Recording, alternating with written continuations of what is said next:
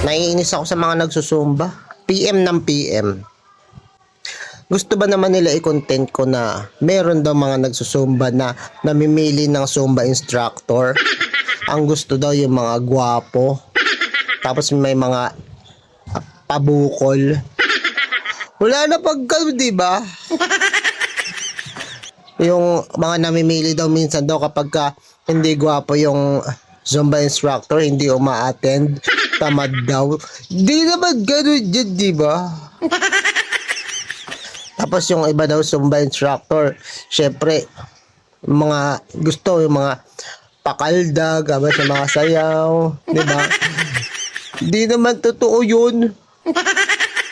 Tsaka yung mga nagsusumba daw, halimbawa nagpapakaldag na si Sin. Hindi na makasayaw yung mga nagsusumba, nagbibideo na lang. Hindi na makakonsentrate. Walang ganun. Kaya hindi ko i-content yung mga ganyan. Mamaya magalit pa sa akin yung mga nagsusumba eh. Hindi naman totoo yung mga ganyan nyo. Kaya hindi ko yan i-content, di ba?